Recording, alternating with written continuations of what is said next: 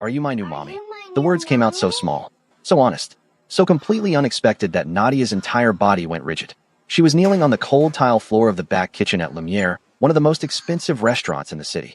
Her hands were frozen in midair, hovering over the shoulders of a little Korean girl, couldn't have been older than 5 or 6, who had just walked out of nowhere and wrapped her tiny arms around Nadia's leg like she was the only safe thing in the world. And now this child was looking up at her with the biggest, darkest eyes Nadia had ever seen, waiting for an answer. Nadia's throat tightened. For a split second, something cracked open inside her chest. Something she had spent years sealing shut. The loneliness. The silence of her apartment every single night. The quiet, hollow ache of wanting something she had long stopped letting herself want. And here was this little girl, a complete stranger's child, who had just said the one sentence in the entire world that could shatter every wall Nadia had built. But Nadia was not about to fall apart on a kitchen floor. She swallowed, forced a smile, kept her voice steady. "No, baby, I'm not your mommy. I just work here. But it's okay. Let's find your daddy, all right? I'm sure he's looking for you right now." The girl shook her head slowly. Her small fingers tightened around Nadia's hand. "Daddy doesn't look," the girl whispered.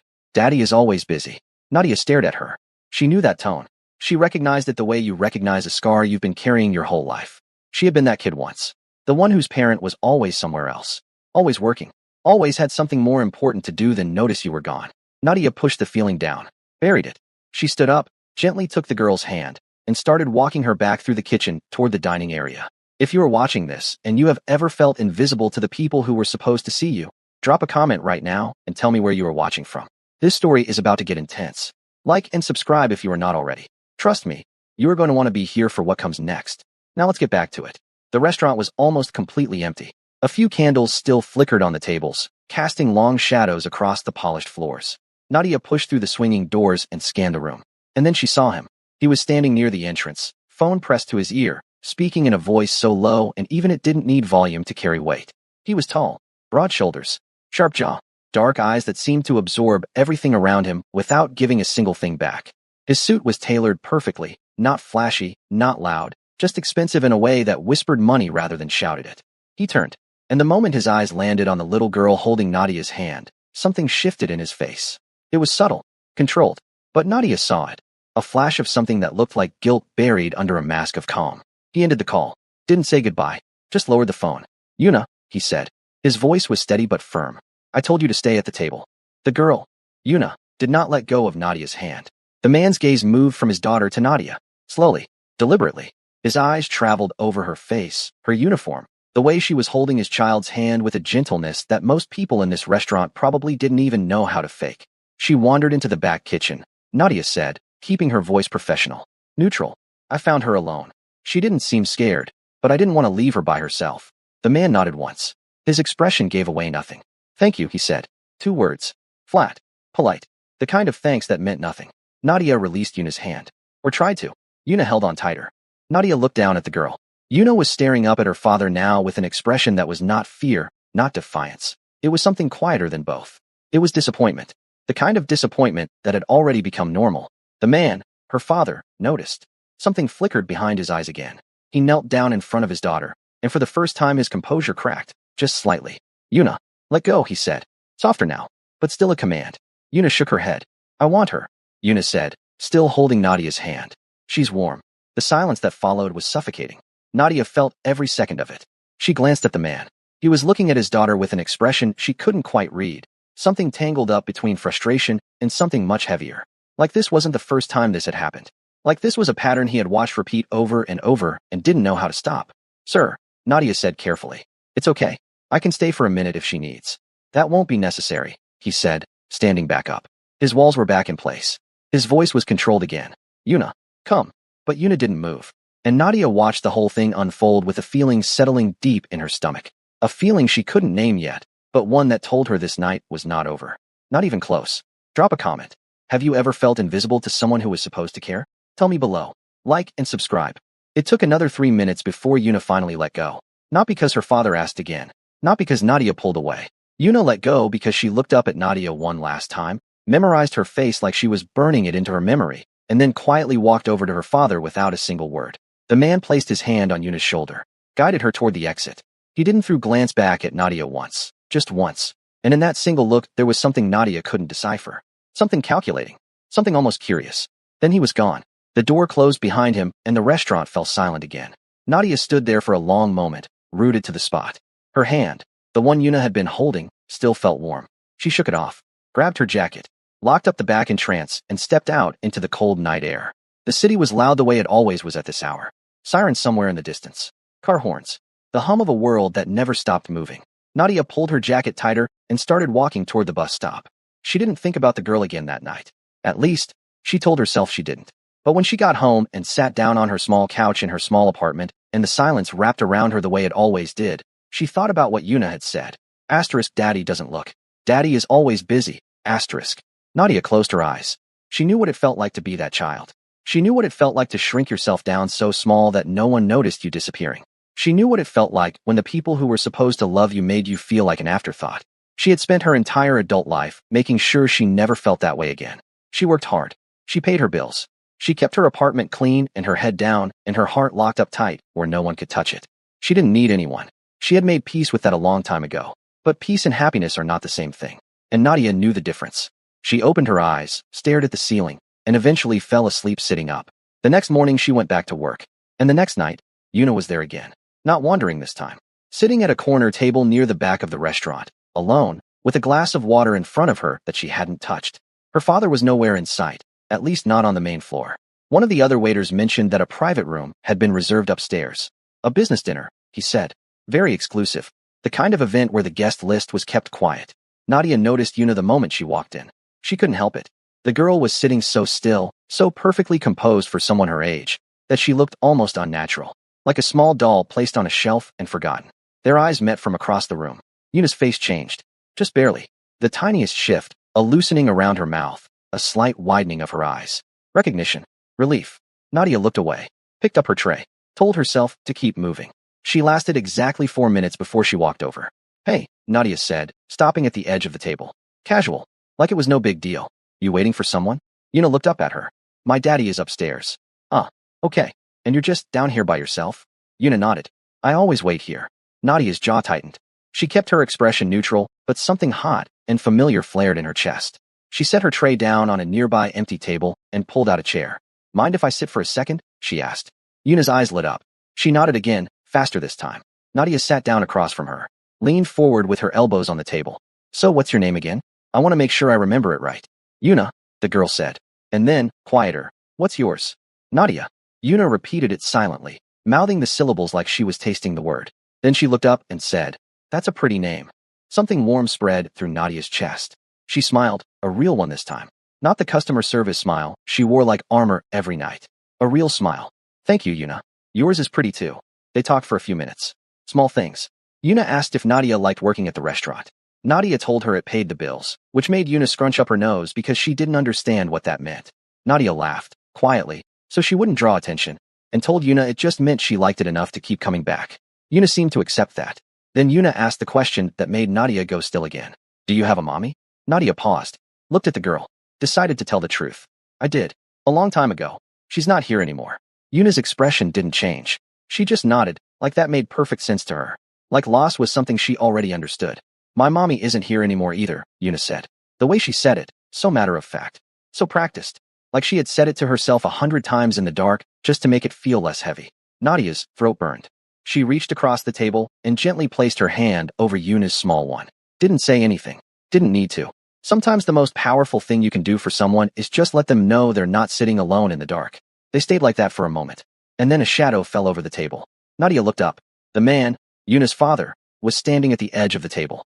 His suit jacket was off now, his sleeves rolled to his elbows. His expression was unreadable, but his eyes were locked on Nadia's hand covering his daughter's. The air in the room changed. Not visibly. Not in any way that anyone else would have noticed. But Nadia felt it. A shift in pressure. Like the temperature dropped 3 degrees in the space of a single breath. You again, he said. It wasn't a question. It wasn't hostile. It was just a statement. Flat and precise. The way someone speaks when they are used to cataloging information about the people around them. Nadia pulled her hand back slowly. Stood up. She was sitting alone, Nadia said. Steady. Direct. She wasn't going to apologize for sitting with a child who had no one else. I just kept her company. The man studied her face for a long moment. Then his gaze dropped to Yuna. Yuna was looking up at her father with that same quiet expression from the night before. Not afraid. Not rebellious. Just watching him. Waiting to see what he would do. Yuna, he said, go get your coat. Yuna didn't move immediately. She looked at Nadia first, one long, lingering look, and then slid off the chair and disappeared toward the entrance. The man turned back to Nadia, and for the first time, something in his expression softened. Just a fraction. Just enough for Nadia to catch it before it was gone. What is your name? He asked. Nadia. He nodded, slowly, like he was filing it away somewhere important. Nadia, he repeated, and then he turned and walked away without another word. Nadia watched him go. Her heart was beating faster than it should have been, and she couldn't figure out why. If you have ever sat with a child who needed someone, even for just a moment, tell me in the comments. 3 days passed before Nadia saw him again. Not at the restaurant. Not in passing. He showed up at her apartment. She had just come off a double shift. Her body was exhausted, her feet throbbing, and all she wanted was to take a hot shower and collapse onto her couch. She climbed the stairs to her floor, pulled out her keys, and stopped. A man was leaning against her door. Not just any man. Him. Yuna's father. The man in the expensive suit with the eyes that gave nothing away. He was standing perfectly still, hands in his pockets, watching her the way a predator watches something it has already decided about. Not threatening. Not aggressive. Just certain. Nadia's grip tightened around her keys. How do you know where I live? She asked. Her voice didn't waver. She had learned a long time ago that showing fear was the same as handing someone a weapon. He tilted his head slightly, like the question amused him. I have my ways, he said. Simple. Honest. No attempt to dress it up or make it sound less unsettling than it was. Nadia stared at him. The hallway was quiet. No one else around. Just the two of them under the buzzing fluorescent light that flickered every few seconds. What do you want? She asked. He studied her for a moment. Then he reached into his jacket and pulled out a small envelope. White. No writing on the outside. He held it out to her between two fingers. Nadia didn't take it. What is this? A proposition, he said. I don't do propositions from men I don't know who show up at my door uninvited. Something flickered in his eyes. Not anger. Something closer to respect. Then get to know me, he said. Have dinner with me. Tomorrow night. Somewhere neutral. Somewhere public. And I will explain everything. Nadia looked at the envelope. Looked at him. Looked back at the envelope. And if I say no? He didn't hesitate. Then I will leave. And you will never hear from me again. And my daughter will go back to sitting alone at tables waiting for a father who is too consumed by his world to notice she is disappearing. The words landed like a punch. Not because they were cruel. Because they were true. And he said them like a man who already knew the answer to his own confession. Nadia took the envelope. He nodded once. Turned to leave. Wait, she said. He stopped. Didn't turn around. I don't even know your name. A pause. Then, over his shoulder, Park Jun-iseo. And then he was gone. Nadia stood in the hallway for a full minute before she moved. Then she opened the envelope. Inside was a single card. A restaurant name and an address.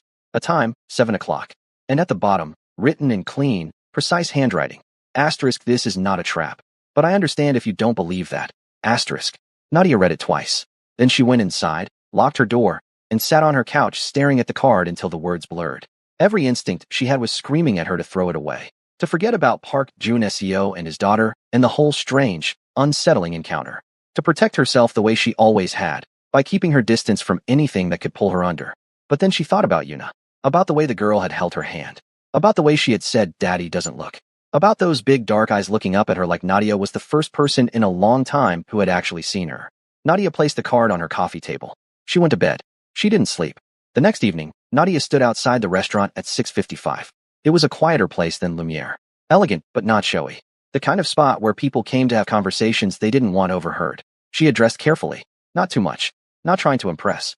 Just clean, put together, respectable. She wanted him to see that she was serious. That she wasn't here to play games or be impressed by money. She walked in. Park was already seated at a corner table. Of course he was. The kind of man who arrives first, positions himself where he can see every entrance and exit. Nadia noticed that immediately. She filed it away. She sat down across from him without waiting to be invited. You came, he said. I almost didn't. But you did. Because of your daughter. Not because of you. He nodded like that was exactly what he expected her to say. Like he respected it. A waiter appeared. Nadia ordered water. Park already had a glass of something dark in front of him, but hadn't touched it. For a moment they just sat there, studying each other across the white tablecloth. Two people trying to figure out how much of themselves to reveal. Nadia spoke first. So talk, she said. What's the proposition? Park leaned back in his chair, folded his hands on the table, and for the first time, Nadia saw something crack in his composure. Something tired. Something that had been carrying weight for a very long time. My daughter hasn't spoken more than 10 words to anyone in 8 months, he said.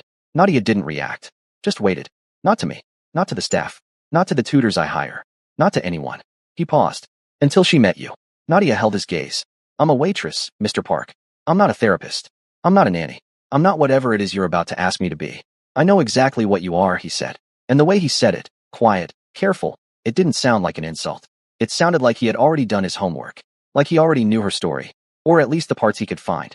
That realization settled cold in Nadia's stomach. You looked into me, she said. It wasn't a question. Yes. How much? Enough to know you are not dangerous. Enough to know you are not running from anything. Enough to know that you are exactly the kind of person my daughter needs right now. Nadia's jaw tightened. She leaned forward. And what kind of person is that? Park held her eyes. Didn't blink. Someone who knows what it feels like to be alone, he said. And chose to stay anyway. The restaurant hummed quietly around them.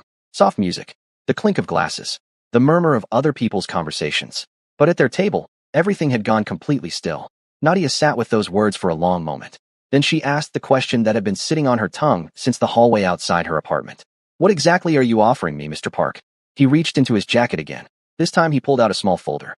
Placed it on the table between them. Didn't open it. Didn't push it toward her. Just left it there. A position, he said. In my home. Close to my daughter. With compensation that will change your financial situation permanently. All I am asking is that you spend time with her.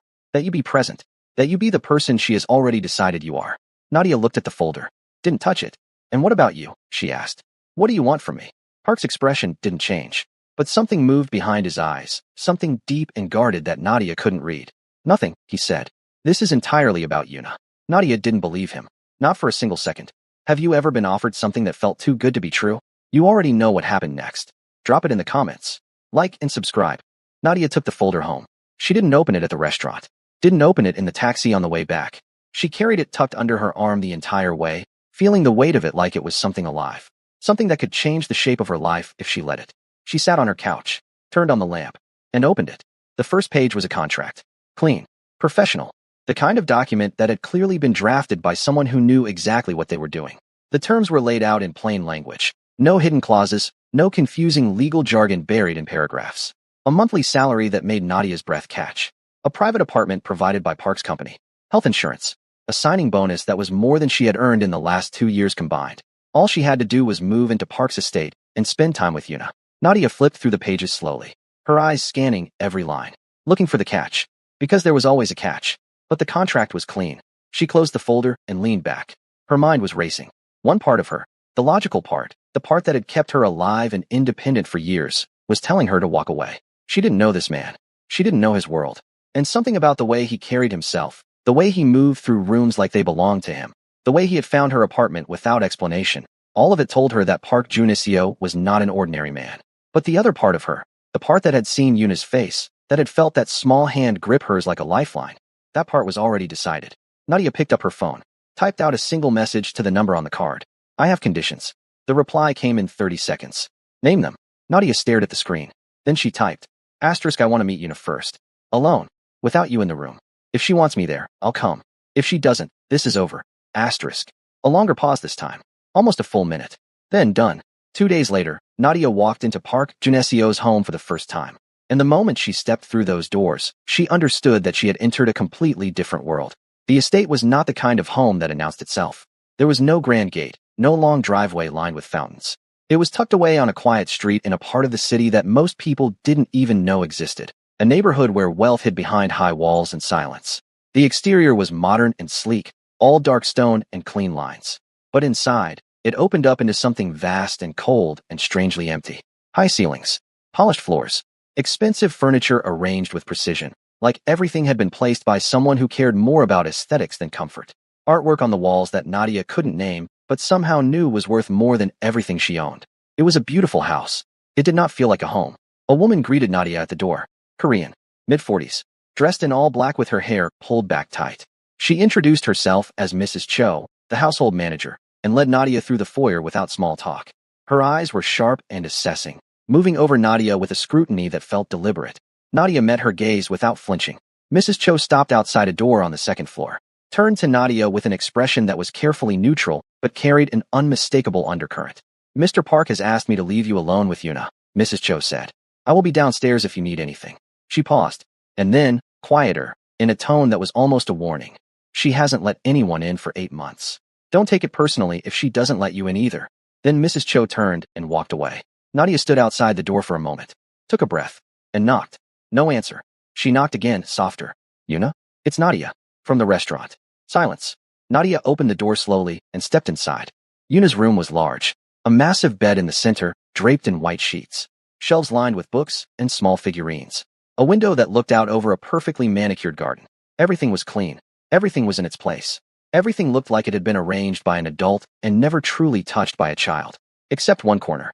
In the far corner of the room, behind a large armchair, Yuna was sitting on the floor with her knees pulled up to her chest. She was holding a small stuffed rabbit, worn down and faded, clearly something she had been holding for years. It was the only thing in the entire room that looked loved. Their eyes met. Yuna didn't smile, didn't move, just watched Nadia from behind the armchair with those dark, searching eyes. Nadia didn't approach. She simply sat down on the floor, right there in the middle of the room, crossed her legs, and stayed where she was, giving Yuna the space, letting her decide. Minutes passed. Maybe 5, maybe 10. Nadia didn't count. Then Yuna spoke. You came back. I did, Nadia said. Why? Nadia tilted her head. Thought about it honestly. Because I wanted to see you again. Yuna studied her face like she was looking for the lie. The way children do when adults have disappointed them enough times that trust becomes something they have to earn rather than give. Everyone says nice things, Yuna said quietly. Then they leave. Nadia felt that sentence settle somewhere deep in her bones. I can't promise you I'll never leave, Nadia said. Because she wasn't going to lie to this child. Not about something like that. But I can promise you that right now, in this moment, I'm here. And I'm not in a rush to go anywhere. Yuna looked at her for a long time. Then she stood up, walked across the room with her rabbit tucked against her chest, and sat down next to Nadia on the floor, close enough that their shoulders almost touched. They sat together in silence for a while. And for the first time in what felt like months, Yuna's shoulders dropped. Just slightly. Just enough. Nadia noticed. And she understood, in that quiet, wordless way that some people just understand things, that this child had been holding herself together for a very long time. And she was exhausted. Nadia didn't say anything. She didn't need to. She simply stayed. And Yuna let her. An hour passed before Nadia finally left. She found Park waiting in the living room downstairs, standing by the window with a glass of water he hadn't touched. He turned when she walked in. Well, he asked. Nadia looked at him, straight in the eyes. I'll do it, she said. But I need you to understand something, Mr. Park. I am not here for you. I am not here for the money. I am here for that little girl upstairs. And if at any point I feel like being here is hurting her, I leave. No questions. No arguments. I walk out that door, and I don't look back. Park held her gaze. Something moved in his expression, something that looked almost like relief. Like he had been waiting for someone to say exactly that. Understood, he said. Nadia nodded. And she moved in the next day. She had no idea, not even the faintest idea, what she was walking into. Have you ever stepped into something knowing it could change everything, but doing it anyway? Tell me in the comments. The first week was quiet. Almost too quiet. The kind of quiet that felt deliberate, like the house itself was holding its breath, waiting to see what would happen next. Nadia settled into a small but comfortable apartment on the ground floor of the estate, separate from the main house, but connected by a covered walkway. Her own space, her own door, her own privacy.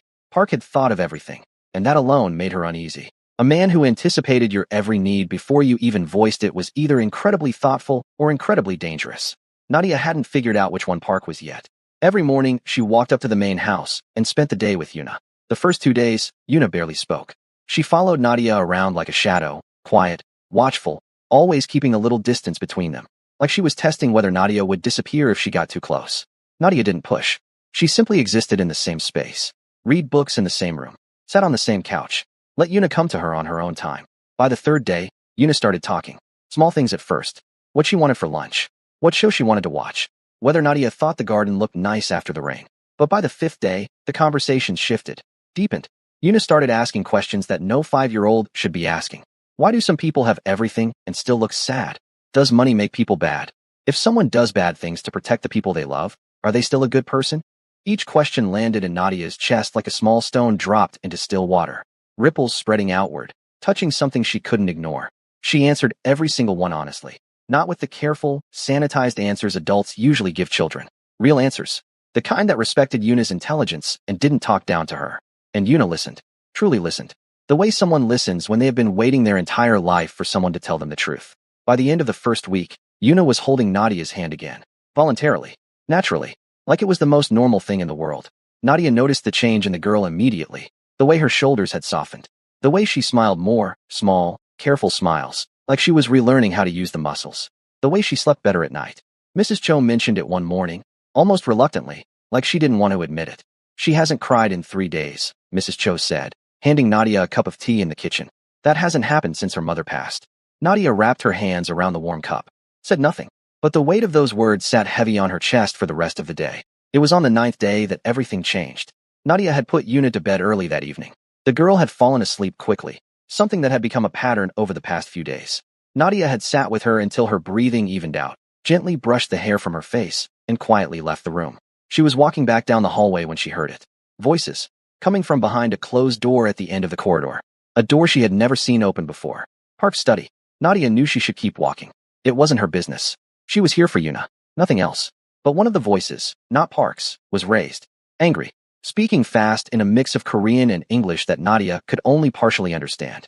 And then Park's voice cut through, low and sharp, and the angry voice stopped immediately. Like someone had flipped a switch. Nadia stood in the hallway, completely still, listening. She couldn't make out every word, but she caught enough. The shipment didn't arrive. Someone is talking. If they find out about the new route. And then Park's voice, calm and final. Asterisk, handle it. Tonight. Asterisk. The door opened. Nadia moved. Fast. Silently. She slipped around the corner into the adjacent hallway just as a man emerged from the study. She pressed her back against the wall and watched him pass. A tall man in a dark coat, moving with purpose, his jaw tight, his eyes fixed straight ahead. He didn't see her. He disappeared down the staircase. Nadia's heart was hammering. She stood there for a full minute after his footsteps faded. Then she looked back at the study door. It was still slightly open. A sliver of warm light spilling into the dark hallway. Every instinct told her to walk away. She walked toward the door instead. She didn't push it open. Didn't step inside. She simply stood at the crack and looked in. Park was standing behind his desk. His jacket was off. His sleeves were rolled up. In his hand was a phone. Not the sleek, polished one he carried in public. This one was different. Older. Black. The kind of phone that didn't have a name attached to it. He was staring at the screen. His expression was completely blank. But his jaw was tight in a way Nadia had learned to recognize. The way it tightened when he was making a decision that most people would never have to make. He typed something. Sent it. Set the phone down. Then he looked up. Directly at the door. Directly at where Nadia was standing. Their eyes met through the narrow crack. Nadia didn't move. Didn't breathe. Didn't look away. Park didn't look away either. For 3 full seconds they stayed like that. 2 people staring at each other across a threshold that hadn't been crossed yet, but was about to be. Then Park moved. Walked to the door. And opened it fully. He stood there, looking at her. His expression was unreadable. Not angry. Not surprised. Just calm. The kind of calm that comes from someone who has been caught before and learned how to handle it. How long have you been standing there? He asked. Nadia didn't lie. She had made a decision about that from the very beginning. Long enough, she said. Park studied her face. Looking for fear. Looking for judgment. Looking for something. Anything. That would tell him what she was going to do with what she had just heard. Nadia gave him nothing. Are you going to ask me what that was about? He asked. Yes, she said. But not tonight. Something shifted in his expression. Surprise, maybe. Or something close to it. Like he hadn't expected that answer. Not tonight, he repeated. Tonight, I need to process what I just heard, Nadia said. Her voice was steady. Controlled. And tomorrow, after I've had time to think about it, I'm going to sit down with you and you are going to tell me exactly who you are. The real version. Not the version you show the rest of the world. Park held her gaze for a long moment. Then, quietly. And if you don't like what you hear? Nadia thought about Yuna. About that small hand in hers. About the way the girl had finally started to breathe again. Then we'll cross that bridge when we get there, she said. She turned and walked away. She didn't look back. But she felt his eyes on her the entire way down the hallway. Watching. Measuring. Trying to figure out what kind of woman walks toward danger instead of away from it. Nadia already knew the answer to that. The kind who has nothing left to lose. If you have ever walked into something knowing it could destroy you but refusing to look away, tell me in the comments. Where are you watching from? Like and subscribe. The next evening, after Yuna had fallen asleep, Nadia walked into Park's study and sat down. She didn't wait to be invited. She didn't knock. She simply opened the door, crossed the room, and lowered herself into the leather chair across from his desk like she had done it 100 times before.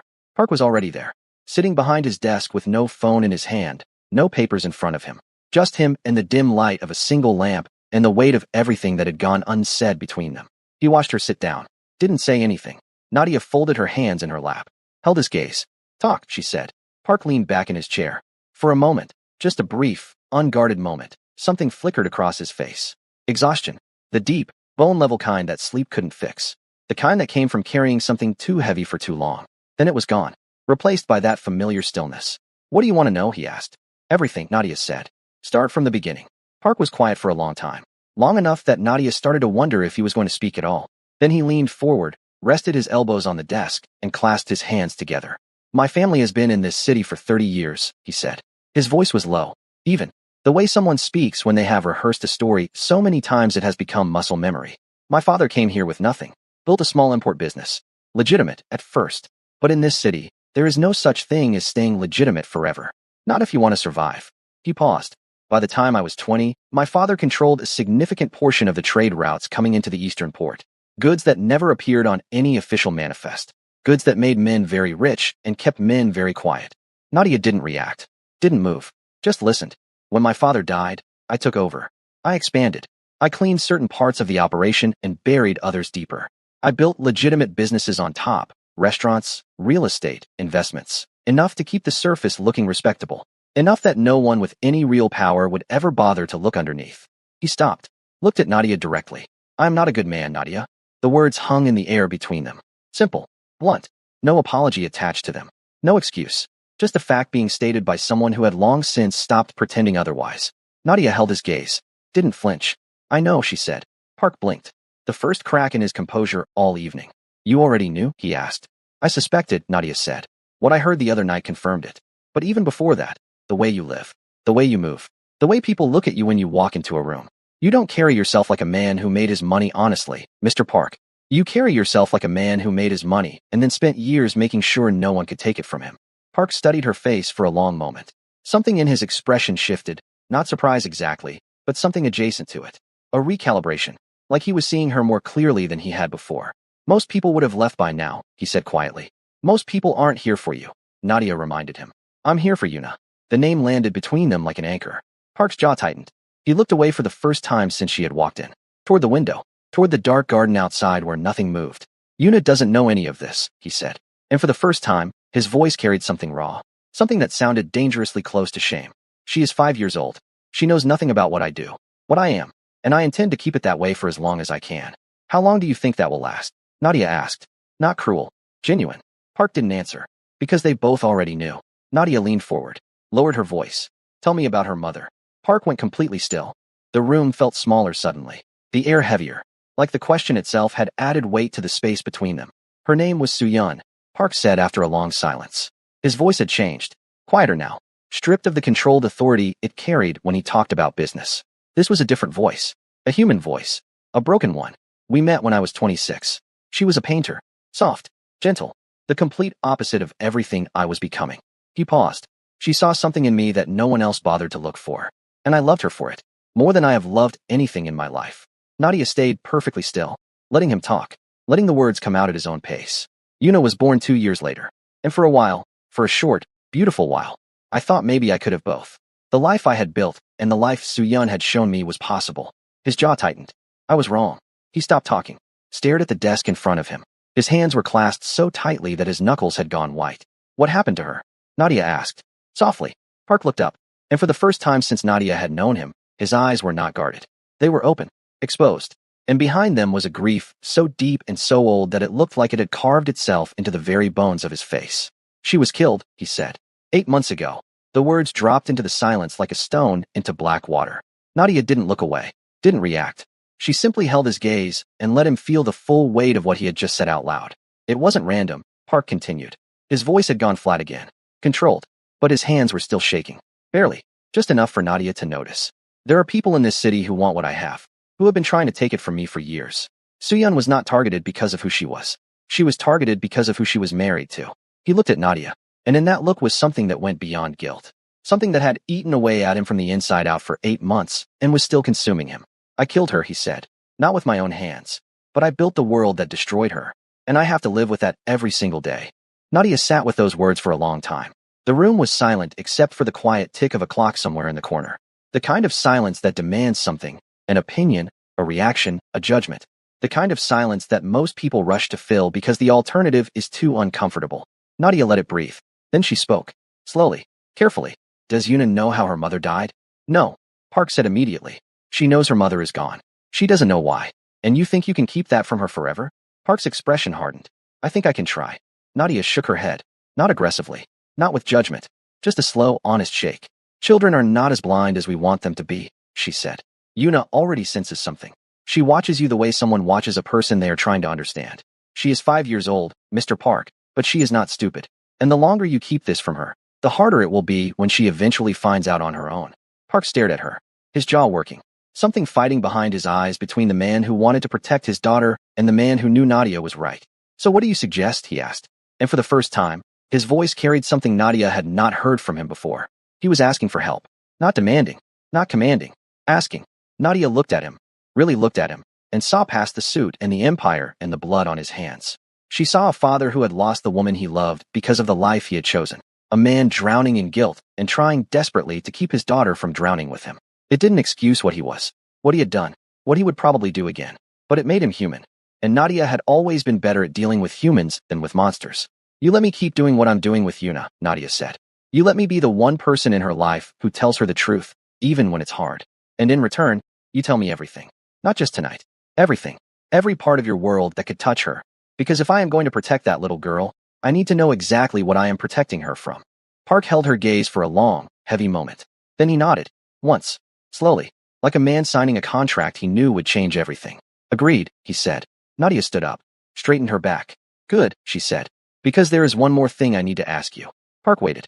Nadia looked at him with an expression that carried no fear, no hesitation, nothing but the quiet, unmovable resolve of a woman who had already decided what kind of person she was going to be in this story. The people who killed Suyun, she said. Are they still a threat to Yuna? Park's face went cold. And in that coldness, Nadia saw the answer before he even opened his mouth. If you are still watching, you already know this story is not done. Drop a comment right now. What do you think is coming next? Park didn't answer immediately. He sat there, perfectly still, his eyes locked on something Nadia couldn't see. Like he was looking through her, past her, into a space where the answer lived, and he was deciding how much of it to let out into the open. Then he stood up, walked to the window, stood there with his back to her, hands in his pockets, staring out at the darkness beyond the garden wall. Yes, he said, they are still a threat. The word hung in the air like smoke. Nadia didn't move from where she was standing, didn't flinch, didn't let a single flicker of fear cross her face. But inside, something cold and sharp settled in her chest. The kind of feeling that tells you the ground beneath you has already shifted and you just haven't fallen yet. Who are they? She asked. Park turned his head slightly. Not enough to look at her. Just enough to show that he heard the question and was choosing his next words with the kind of precision that people only use when the wrong word could cost lives. There is a man, he said. His name is Han Dae-young. He runs the rival network on the west side of the city. We have been at war for 3 years. Quiet war. The kind where bodies don't show up on the news and politicians don't ask questions. He paused. Suyun was not a random target. Han ordered it. Personally. Not to destroy me. He knew that wouldn't work. He did it to break me. To show me that no one in my life was safe. That the closer someone is to me, the more vulnerable they become. Park turned fully now. Face Nadia. Yuna is the closest person to me in this world, he said. Which means she is the most dangerous person to be near me. The words landed with a weight that made the room feel smaller. Nadia held his gaze. Processing. Calculating. The way she had learned to do her entire life when the world threw something at her that most people would crumble under. So you have security, she said. It wasn't a question. Around the clock, Park confirmed. This house is monitored. Every entrance. Every exit. Every vehicle that passes within 2 blocks. Yuna does not leave this property without armed escort. And Han knows where you live. Park's jaw tightened. Han knows everything about me. That is the nature of this war. We know each other's moves. Our weaknesses. Our pressure points. He looked at Nadia with an expression that carried something she hadn't seen from him before. Not guilt this time, but something colder. Something calculating. Which is why I need you to understand something, Nadia. Something that I have not told anyone else. He walked back to his desk, sat down, leaned forward until his elbows were on the surface and his face was close enough that Nadia could see the exhaustion carved into every line around his eyes. Han doesn't just want to hurt me, Park said. He wants Yuna. The room went dead silent. Nadia felt the blood drain from her face. Not visibly, not in any way Park would have caught. But inside, something fundamental shifted. The stakes, the real stakes, suddenly became razor clear. Why? Nadia asked. Her voice came out quieter than she intended. Because Yuna is my only heir.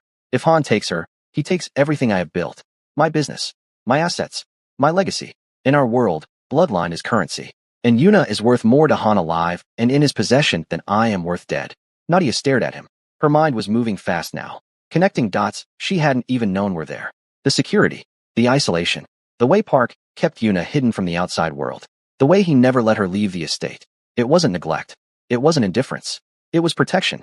Desperate, suffocating, all-consuming protection from a threat that never stopped breathing. How long have you known this? Nadia asked. Since Suyun died. Han made it clear. Through channels. Through intermediaries. He didn't say it directly. Men like Han never do. But the message was unmistakable. Park's voice dropped lower. He is patient. He has been waiting. And he will not stop until he gets what he wants. Nadia was quiet for a long moment, turning it over in her mind, feeling the shape of it, the weight. Then she asked the question that Park clearly had not expected. Is that why you brought me here? Park went still. Nadia leaned forward, her eyes searching his face with an intensity that left no room for evasion. You didn't just hire me because Yuna connected with me, she said. Her voice was steady but sharp now, like a blade being unsheathed slowly. You brought me here because you needed someone close to her. Someone Han wouldn't see coming. Someone who wasn't already on his radar. Park held her gaze, said nothing, but the silence itself was the answer. I'm not part of your world, Nadia continued. I have no ties to any of this. No history. No connections. Han wouldn't look twice at me. I'm invisible to him. She paused. Let the realization settle fully before she spoke the next words. That's exactly what you needed. The room was completely still. Park didn't confirm it. Didn't deny it. He simply sat there, watching her with an expression that was equal parts calculation and something that looked dangerously close to admiration. You are more perceptive than I gave you credit for, he said quietly. Most people underestimate me, Nadia said. I've learned to use that. Another silence stretched between them. But this one was different from the others. This one carried weight. The kind of weight that comes when two people have finally seen each other clearly. No masks, no pretense, no comfortable distance, and are deciding in real time whether to trust what they see. Park spoke first. I did not bring you here to use you as a pawn, Nadia. I want you to believe that. I don't believe anything I haven't seen with my own eyes, she said. But I'll give you the chance to prove it. Park nodded. Slowly. Then Nadia stood up, straightened her spine, and looked down at him with an expression that carried no submission, no deference, nothing but the quiet, unshakable authority of a woman who had just learned exactly how dangerous her situation was, and had decided, consciously, deliberately, to stay. I need to know one more thing, she said. Park waited. The man who left your study the other night. The one you told to handle something. What did you tell him to do? Park's expression didn't change. But something moved behind his eyes, something dark and old, and completely unsurprised by the question. I told him to find out who in Han's network has been watching this house, Park said. Because someone has been. For the past 2 weeks. And I needed to know who it was before Han made his next move. Nadia absorbed that, filed it away. And did he find out? Park reached into his desk drawer, pulled out a single photograph, placed it on the desk between them, face down. He didn't flip it over. He did, Park said. Nadia looked at the photograph, then back at Park. Show me, she said. Park held her gaze for one long, heavy beat. Then he turned the photograph over. Nadia looked down at it, and the world tilted. The face staring back at her from the photograph was not a stranger's face. It was not someone she had never seen before. It was not a shadow in the dark or a figure she could dismiss as coincidence. It was someone she knew, someone she had seen before, recently, somewhere that suddenly felt very, very wrong. Her mind raced backward, searching, connecting, and when the connection finally clicked into place, ice flooded through her veins. She looked up at Park, her face completely pale, completely controlled, but her eyes gave everything away. You already knew, she whispered. Park held her gaze, and for the first time since she had walked into this house, his expression carried something that looked like fear. Not fear for himself, fear for her. Yes, he said quietly. I knew. Then why didn't you tell me? Because I needed to see if you would figure it out on your own, Park said. Because in my world, Nadia, the people who are closest to you are the ones most likely to destroy you. And I needed to know. I needed to be absolutely certain that you were someone who could see the truth even when it was standing right in front of you. Nadia's jaw tightened. Her hands were shaking at her sides. She clenched them into fists to make them stop. And, she said, what's the verdict? Park stood up, walked around the desk until he was standing directly in front of her. Close, but not threatening. Just present. Just real. The verdict, he said, is that you are the most dangerous person in this house. Not because of what you can do, but because of what you are willing to do for my daughter. Nadia stared at him. The room hummed with everything that had just been said, everything that had just been revealed. The war, the threat, the betrayal hiding in plain sight, the impossible position she had walked into without knowing it. And Yuna, always Yuna, sleeping upstairs, clutching her worn rabbit, trusting the adults around her to keep her safe. Nadia looked at Park, really looked at him, past the empire, past the blood, past the manipulation and the secrets and the cold, ruthless calculations that had gotten him this far. She saw a man who was terrified of losing his daughter the same way he had lost everything else. And she made her decision. Then we need to move fast, Nadia said. Her voice was steady again, grounded. The voice of someone who had already accepted the weight and was ready to carry it. Because whoever is in that photograph, they know I'm here. They know I'm close to Yuna. And if Han finds out how close she and I really are. She stopped, looked at the photograph one more time, then back at Park. We have maybe 72 hours before this becomes a war, Mr. Park. And I need you to tell me everything. Right now. Tonight. No more holding back. No more testing me. Because that little girl upstairs is the only thing in this world worth fighting for. And I will burn everything else to the ground before I let anyone touch her. Park held her gaze. And for the first time, he smiled. Not the cold, controlled expression he wore like armor. A real smile. Small. Tired. But real. Then it seems, he said quietly, that we have work to do. Nadia nodded. And somewhere upstairs, in the silence of her beautiful, lonely room, Eunice stirred in her sleep, clutched her rabbit a little tighter, and whispered a name in the dark. Nadia's name. The war had not started yet, but it was coming, and Nadia was ready. Drop a comment right now. Do you think Nadia can protect Yuna? Who do you think is in that photograph? Tell me everything below. And trust me, you do not want to miss what happens next. Nadia didn't sleep that night. She sat in Park's study until 3 in the morning, listening to everything. Every name. Every connection. Every move Han Dae-young had made over the past 8 months. Every weakness in Park's network. Every safe house. Every exit route. Every person who could be trusted and every person who couldn't. Park told her everything. And for the first time since she had known him, he held nothing back. By the time the first light crept through the window, Nadia had a full picture. And that picture was ugly. The person in the photograph, the one watching the house, was Mrs. Cho, the household manager. The woman who had been inside Park's home for years. The woman who had greeted Nadia at the door. The woman who had been watching Yuna's every move, reporting every detail back to Han's network, and waiting for the perfect moment to act. Nadia thought about every interaction she had with Mrs. Cho, every small exchange, every quiet look, every moment Mrs. Cho had been in the same room as Yuna. And a cold, sick feeling crawled up her spine as she realized how close they had all been to the edge without anyone seeing it. How long has she been working for Han? Nadia asked. Park's face was hard, carved from stone. Since before Su-yun died, he said. We confirmed it last night. She was the one who told Han where Su-yun would be that evening. She was the reason my wife was found. Nadia closed her eyes, breathed in, breathed out. Then she opened them again. Does Mrs. Cho know that you know? No, Park said. She reported in last night as usual. She believes everything is normal. Nadia nodded. Her mind was already moving 3 steps ahead. Then we don't touch her yet, she said. Not until we use her. Park looked at her. Something sharp and impressed flickered in his eyes. Use her, he repeated. She's been feeding Han information for months. That means Han trusts her. That means whatever she tells him, he believes. Nadia leaned forward. So we let her keep reporting. But we change what she reports. We feed her false information. We make Han think Yuna is being moved when she isn't. We make him think Park's security is down when it isn't. We draw him out. Park was quiet for a long moment, studying Nadia with an expression that had shifted from the guarded, calculating look she had seen on the first night to something else entirely. Something that looked like he was seeing her for the first time. You think like a soldier, he said. I think like someone who has spent her whole life figuring out how to survive, Nadia said. It's not that different. Park nodded slowly. Then he picked up his phone, the black one, the one without a name, and made a call. The next 48 hours moved fast. Nadia stayed close to Yuna the entire time. Every meal, every hour, every moment. She didn't let the girl out of her sight, but she kept everything normal, kept Yuna smiling, kept reading with her, kept sitting on the floor together in that quiet, wordless way that had become their thing. Yuna noticed nothing, and that was exactly the point. Meanwhile, Park and his people executed the plan with surgical precision. Mrs. Cho was watched every second of every day. Her phone calls were monitored, her movements tracked. Every piece of information she sent to Han's network was intercepted, altered, and passed through. She reported that Yuna was being moved to a safe house on the north side of the city on Thursday night.